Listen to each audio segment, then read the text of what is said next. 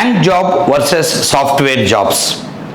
So ఈ యొక్క video ఎందుకు చేస్తున్నానంటే బీటెక్ ఎంసీఏ చదువుతున్న చాలామంది స్టూడెంట్స్ మన దగ్గరకు వచ్చినప్పుడు మేము ఒక 5 years బ్యాక్ బీటెక్ అయిపోయింది, ఎంసీఏ అయిపోయింది, ఇప్పుడు ఐటీ జాబ్కి వస్తున్నాం, మరి మీరు లాస్ట్ 5 years ఏం చేశారు అని అడిగితే మేము బ్యాంక్ కోచింగ్స్కి వెళ్తున్నాం సార్, బ్యాంక్ కోచింగ్కి వెళ్ళాము, బ్యాంక్ జాబ్స్ ట్రై చేశాము, లాస్ట్ మినిట్లో జాబ్ రాలేదు, పీఓస్ రాలేదు అని చెప్పడం జరుగుతుంది.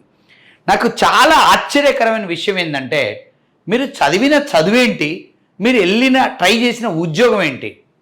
మీరు బీటెక్ అంటే ఇంజనీరింగ్ చదివారు, మీరు ఎంసీఏ చదివారు.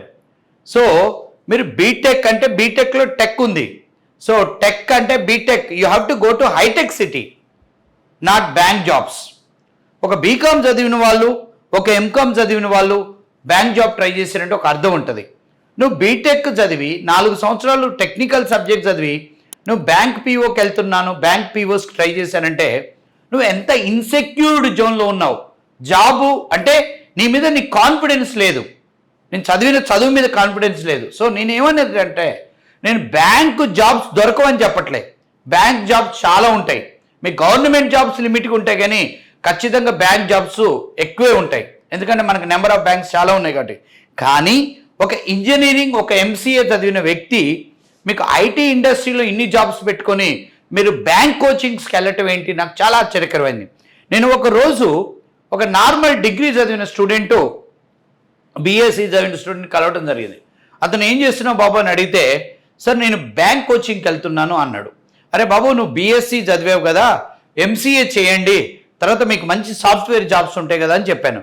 అరే సార్ మీ ఎంసీఏ స్టూడెంట్స్ మా బ్యాంక్ కోచింగ్లో 100కు 90 మంది ఉన్నారు, ఇంజనీరింగ్ ఎంసీఏ వాళ్ళు ఉన్నారు, ఇంకా మేము వచ్చి ఎంసీఏ చేసేది ఏం చేస్తామన్నారు. అంటే ఇండైరెక్ట్గా నువ్వు నెక్స్ట్ జనరేషన్కి రాంగ్ రూట్ చూపిస్తున్నట్టు ఇండైరెక్ట్గా. సో నేను ఏం చెప్తున్నానంటే మీరు బ్యాంక్ కోచింగ్స్కి వెళ్ళటం అనేది చాలా రాంగ్ డెసిషన్, రాంగ్ స్టెప్. అసలు అది అక్కడ మీకు రాకపోతే మీరు అదృష్టవంతులు అన్నట్టు, వస్తే దురదృష్టవంతులు. ఫర్ ఎగ్జాంపుల్ ఒక ఇంజనీరింగ్ స్టూడెంటు బ్యాంక్ జాబ్ కొట్టాడు, అతని ఫ్రెండు ఒక ఐటీ జాబ్ కొట్టాడు. సో ఈ సందర్భంలో ఎలా ఉంటుందంటే మొదట జాబ్ వచ్చినప్పుడు ఒక బ్యాంక్ ఎంప్లాయీ శాలరీ 20,000-25,000 ఉంటుంది, ఒక ఐటీ జాబ్ వచ్చిన వ్యక్తి 10,000-15,000 ఉందనుకుందాం. సో లేదు 20,000 ఉంది, సేమ్ శాలరీ ఉంటుంది. సో అక్కడ ఎలా జరుగుతుందంటే ఈ యొక్క బ్యాంక్ జాబ్ ఒక 3 years, ఒక 5 yearsకి, ఒక 5 years తర్వాత చూస్తే బ్యాంకు జాబ్ అతని శాలరీ ఒక 30,000, 40,000, 50,000కి వెళ్తుంది. బట్ ఒక ఐటీ జాబ్ యొక్క శాలరీ గ్రోత్ ఒక 5 yearsకి 1 lakh, 1.5 lakh ఉంటుంది. అదేవిధంగా ఇక్కడ మనం ఇంకోటి కూడా గమనించాలి, ఎవరైతే ఐటీ వైపు వెళ్ళారో ఒక 5 yearsకో 6 yearsకో ఇన్ కేస్ ఇతను అబ్రాడ్లో ఆపర్చునిటీ దొరికితే అతని ప్యాకేజ్ ఎక్కడో ఉంటుంది. బట్ బ్యాంక్ ఎంప్లాయీ ప్యాకేజ్ అనేది అప్పుడు ఈ ఇద్దరు మిత్రులు కలిసిర్రు అనుకోండి, అసలు వీళ్ళ మధ్యలో అసలు మాట్లాడుకోవడానికి కంపారిజనే ఉండదు. So that is the reason what I'm telling you. IT జాబ్లో నీకు శాలరీ గ్రోత్ అనేది బీభత్సంగా ఉంటుంది. నేను ఒక స్టూడెంట్ ఎగ్జాంపుల్ చెప్తాను. 2019లో నా దగ్గర కోచింగ్ తీసుకున్న ఒక స్టూడెంట్ 10,000 శాలరీతో జాయిన్ అయ్యాడు. అతనికి 1 year తర్వాత ఆ కంపెనీలో 30,000 చేశారు, అంటే 200% హైక్, 3.6 ప్యాకేజ్.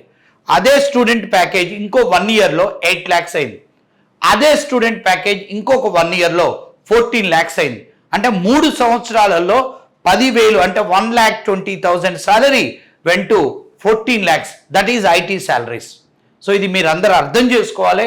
సో నేనేమంటున్నానంటే బీటెక్లు, ఎంసీఏలు, ఎంఎస్సి కంప్యూటర్సు ఇలాంటి టెక్నికల్ ఎడ్యుకేషన్ చేసి దయచేసి మీరు బ్యాంక్ జాబ్స్కి వెళ్ళి మీ జీవితాలు నాశనం చేసుకోవద్దు. Thank you very much.